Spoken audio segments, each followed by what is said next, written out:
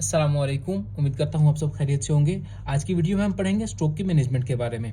देखिए, हमारे पास स्ट्रोक को मैनेज करने के पीछे चंद गोल्स हैं। उनमें से पहला गोल ये है कि जो हमारे पास इस्कीमिक एरिया है, हम वहाँ तक ब्लड सप्लाई को कंटिन्यू करवा दें दोबारा से। देखिए, जो हमारे पास सेंटर वाला इन्फेक्टेड एरिया है, हम उसको तो दोबारा से फंक्शनल नहीं करा सकते, लेकिन इसके साइडों पे जो इस्कीमिक एरिया है, जो कि एक्लूजन के टाइम तक नॉन फंक्शनल है, हम चाहते हैं कि हम इस जो एक्लूजन हुई है इसको, या ब्लड क्लॉट जो फंसा हुआ है, इसको हम रिमूव कर दें या डिसोल्व करा दें, ताकि हम जो इस्कीमिक पेनम्बरा था वहाँ तक ब्लड सप्लाई को कंटिन्यू करवाएं। और अगर हम ब्लड सप्लाई यहाँ इस इस्कीमिक पेनम्बरा तक कंटिन्यू करवाएंगे तो हम पेशेंट की डिसेबिलिटीज को बचा सकें। पहला गोल ये हुआ कि salvage ischaemic penumbra, salvage ischaemic penumbra. दूसरा गोल ये हुआ कि ताकि टू लिमिट डिसेबिलिटी, ताकि जो पेशेंट की जो वीकनेस है, पेशेंट अगर स्ट्रॉन्ग वीकनेस के साथ आ रहा है क्योंकि उसके पास इस रीजन की ब्लड सप्लाई नहीं है, अगर हम इस रीजन की ब्लड सप्लाई कंटिन्यू करवा दें तो हम उसकी डिसेबिलिटी को लिमिट कर सकते हैं, टू लिमिट डिसेबिलिटी। तीसरा हमारा गोल ये है कि टू रिड्यूस मोर्टालिटी। चौथा हमारे पास गोल ये है कि हम उसकी जो अंडरलाइन डिसीजेज हैं जिनकी वजह से ये स्ट्रोक हो रहा है, हाइपरटेंशन, डायबिटीज, हम उसको लिमिट कराएं सेकेंडरी प्रिवेंशन के थ्रू। सेकेंडरी प्रिवेंशन में हमारे पास एंटीप्लेटलेट्स और स्टैटिन्स को भी ऐड कर सकते हैं हम, एंटीप्लेटलेट्स या स्टैटिन्स। ठीक, अब हम देखेंगे main treatment of ischaemic stroke. जो मेन ट्रीटमेंट है इस्कीमिक स्ट्रोक के, वो हमारे पास है रिवास्कुलराइजेशन।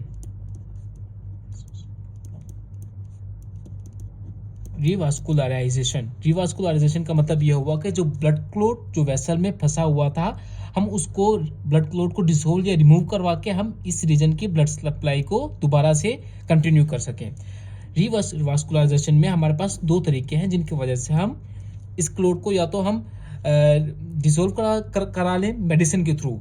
अगर हम कोई मेडिसिन या ड्रग वगैरह देके हम इस क्लॉट को डिसोल्व करवाते हैं तो हम उसको बोलते हैं थ्रोम्बोलाइसिस। या दूसरा हमारे पास तरीका यह है कि हम कोई वायर इस ब्लड वेसल में डालें और ये जो क्लॉट है इसको बाहर की तरफ रिमूव करवा दें, तो हम इसको बोलते हैं मैकेनिकल थ्रोम्बोलेक्टोमी। मैकेनिकल थ्रोम्बोलेक्टोमी।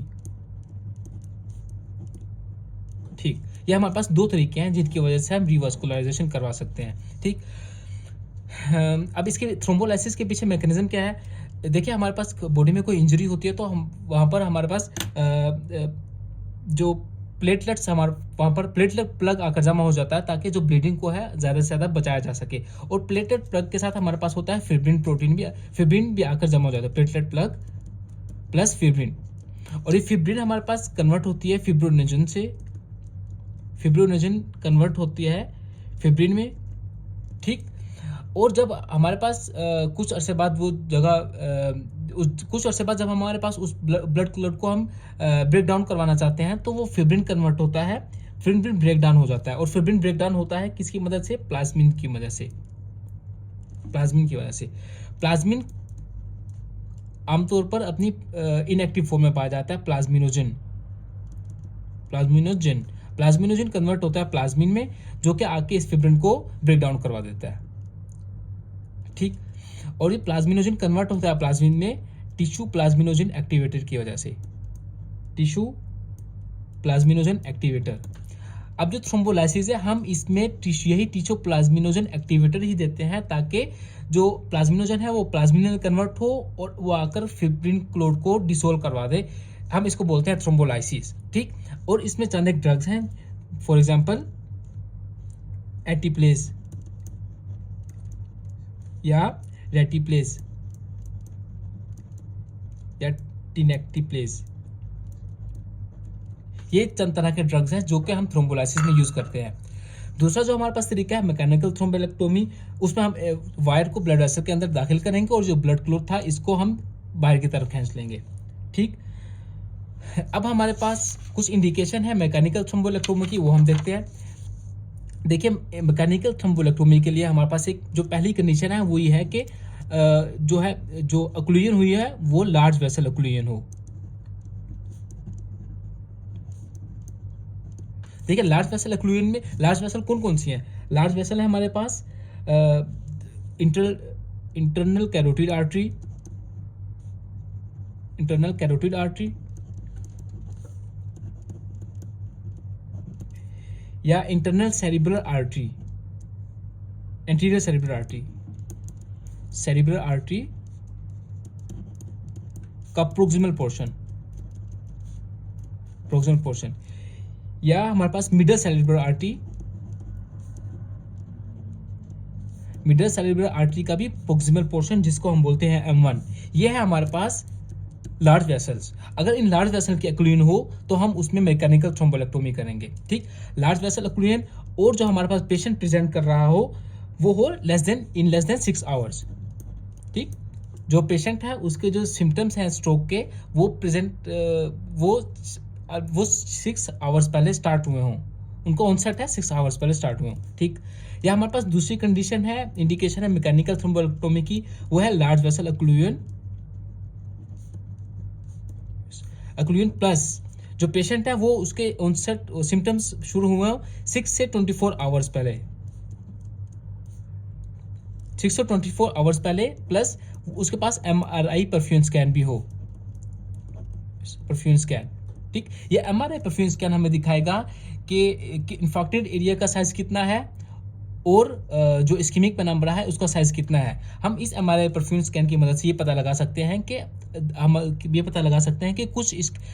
कि ये सारा जो रीजन है वो इन्फेक्टेड हो गया है या कुछ रीजन ऐसा है जिसको हम अभी कुछ रीजन ऐसा जो कि इस्कीमिया में है और हम उसको अभी रिवास्कुलराइजेशन करा सकते हैं। ठीक, तो उसके लिए हम MRI परफ्यूजन स्कैन करेंगे। ठीक, हमने दो इंडिकेशन देखी, एक तो दो इंडिकेशन देखी, लार्ज वेसल एक्लूजन दोनों में है। ठीक है, जो मैकेनिकल थ्रोम्बोलेक्टोमी है उसमें लार्ज वेसल कंपलसरी है। ठीक, पहली कंडीशन ये है कि या तो पेशेंट है लेस देन 6 आवर्स में, लेस देन 6 आवर्स में आने का मतलब यह है कि उसके पास अभी कुछ ना कुछ इस्कीमिक पेनम्ब्रा है जिसको हम रिवास्कुलराइजेशन करवा सकते हैं। ठीक, दूसरी कंडीशन क्या है लार्ज वेसल एक्लूजन के साथ, वो ये है कि 6 से 24 आवर्स में पेशेंट प्रेजेंट करे विद MRI परफ्यूजन स्कैन।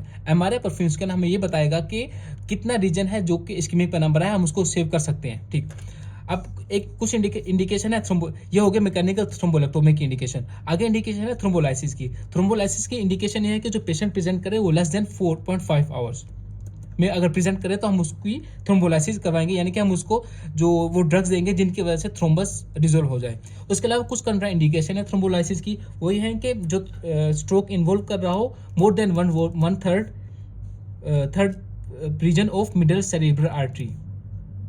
ठीक, पहले इंडिकेशन है कि जो मिडल सेरिब्रल आर्टरी का मोर देन 1/3 पार्ट इन्वॉल्व कर रहा हो थ्रोम्बोलाइसिस। इसमें यह है कि अगर हम बहुत ज़्यादा रीजन मिडल सेरिब्रल आर्टरी के बहुत ज़्यादा रीजन मोर देन 1/3 को अगर इन्वॉल्व कर रहा है तो अगर हम वहाँ पर डिसॉल्व कराएंगे इस क्लोट को तो आगे हमारे पास रिस्क है कि आगे जाकर ब्लीडिंग काज कराएगा। इस वजह से हम ये कंट्रा इंडिकेटरी है। दूसरी कंट्रा इंडिकेशन ये है कि रिसेंट MRI हुआ हो, MI हुआ हो। ठीक, तीसरी कंट्रा इंडिकेशन है कि जो ब्लड प्रेशर है पेशेंट का वो मोर देन 185/110 हो, तो इस हालत में भी कंट्रा इंडिकेटरी है। चौथी कंट्रा इंडिकेशन है कि एज जो पेशेंट की है लेस देन 18 ईयर्स हो। ठीक, ठीक, और पांचवी कंट्रा इंडिकेशन ये है कि पेशेंट की कोई रिसेंट मेजर सर्जरी हुई हो। ठीक, ये कंट्रा इंडिकेशन मैकेनिकल थ्रोम्बोलेक्टोमी की इंडिकेशन ऑफ थ्रोम्बोलाइसिस और कंट्रा इंडिकेशन ऑफ थ्रोम्बोलाइसिस, ये बातें याद रखना MCQs के हवाले से बहुत ज़्यादा ज़रूरी हैं। इसके आगे हम ये देखेंगे कि हमारे पास थोड़ा सा एक एल्गोरिथम है कि पेशेंट हमारे पास स्ट्रोक आएगा तो हम उसको किस तरीके से मैनेज करेंगे। ठीक, देखिए सबसे पहले हम पेशेंट का क्या करवाएंगे, नॉन कंट्रास्ट CT स्कैन कराएंगे ताकि हम डिफरेंशिएट कर सकें कि जो स्ट्रोक है वो हेमरेजिक स्ट्रोक है या इस्कीमिक स्ट्रोक है। हेमरेजिक होता है ओनली 15% केसेस में, या हमारे पास जो स्ट्रोक है वो है एक्यूट इस्कीमिक स्ट्रोक, इस्कीमिया की वजह से, और जो इस्कीमिया होता है ऑलमोस्ट होता है 85%। ठीक, अगर हेमरेजिक स्ट्रोक है तो हम उसके जो अंडरलाइन कॉजेज हैं उसको ट्रीट करेंगे। हाइपरटेंशन है तो उसको हाइपरटेंशन को ट्रीट कराएंगे। ठीक, अगर हमारे पास इस्कीमिया का पेशेंट होता है तो हम उसमें फिर टाइम ड्यूरेशन देखेंगे कि कितने टाइम पहले जो पेशेंट के सिम्टम्स हैं वो स्टार्ट हुए थे। अगर 0 से 4.5 आवर्स पहले पेशेंट के सिम्टम्स स्टार्ट हुए तो हम थ्रोम्बोलाइसिस स्टार्ट करेंगे। हम वो ड्रग्स देंगे जिसकी वजह से पेशेंट का जो क्लोट है वो डिसॉल्व हो सके। अगर पेशेंट प्रेजेंट करता है हमारे पास 0 से 4.5 आवर्स तक। ठीक, अगर पेशेंट हमारे पास प्रेजेंट करता है 4.5 से 24 आवर्स तक, ठीक, तो हम उसमें हम क्या कराएंगे, हम करवाएंगे सिटी एंजियोग्राम, सिटी एंजियोग्राम, ठीक। या हम सिटी एंजियोग्राम हम किस लिए करा रहे हैं, हम इसलिए करवा रहे हैं ताकि हम पेशेंट की चेक कर सकेंगे large vessel occlusion, large vessel occlusion, ठीक, ठीक। और अगर हमारे पास हमने थ्रोम्बोलाइसिस भी करवा दिए तो फिर भी हम जाके सिटी एंजियोग्राम कराएंगे ताकि हम चेक कर सकें कि जो के पेशेंट की जो अक्लूजन है वो लार्ज वेसल में है या नहीं है, ठीक। क्योंकि हमारे पास हमारे पास जो चॉइस है ट्रीटमेंट की, जो मैनेजमेंट की चॉइस है वो है हमारे पास मैकेनिकल थ्रोम्बोलेक्टोमी। तो मैकेनिकल थ्रोम्बोलेक्टोमी के लिए हमारे पास जो सबसे मेन कंडीशन है वो है लार्ज वेसल की अक्लूजन, ठीक। लार्ज वेसल की अक्लूजन हम चेक करेंगे। अगर हमारे पास यस है लार्ज वेसल की अक्लूजन, तो हम उसके बाद हम टाइम ड्यूरेशन देखेंगे। अगर पेशेंट प्रेजेंट कर रहा है 0 से 6 आवर्स तक, तो हम उसमें मैकेनिकल थ्रोम्बोलेक्टोमी स्टार्ट करा देंगे, थ्रोम्बोलेक्टोमी, थ्रोम्बोलेक्टोमी, ठीक। या अगर हमारे पास पेशेंट प्रेजेंट करेगा 6 और 24 आवर्स में, तो हम उसमें पेशेंट से डिमांड करेंगे MRI perfusion scan, perfusion scan, ठीक। एमआरआई परफ्यूजन स्कैन में अगर हमें नजर आएगा कि कुछ रीजन है इस्कीमिक पेनम्बरा का जिसको हम सेव कर सकते हैं, तो हम जाएंगे मैकेनिकल थ्रोम्बोलेक्टोमी की तरफ, ठीक।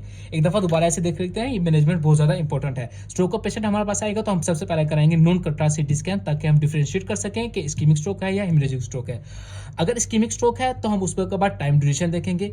अगर 0 से 4.5 आवर्स तक प्रेजेंट कर रहा है उन सेट ऑफ सिम्टम्स, तो हमारे पास इंडिकेशन है थ्रोम्बोलाइसिस की, हम वो ड्रग्स देंगे जो कि डिसॉल्व कराएंगे क्लोट को। अगर टाइम गुजर गया है 4.5 आवर्स से 24 आवर्स तक है टाइम, तो हम उसमें चेक करेंगे कि जो अक्लूजन है वो लार्ज वेसल की है या नहीं है। तो उसके लिए हम लेंगे सिटी एंजियोग्राम की हेल्प, सिटी एंजियोग्राम की, ठीक।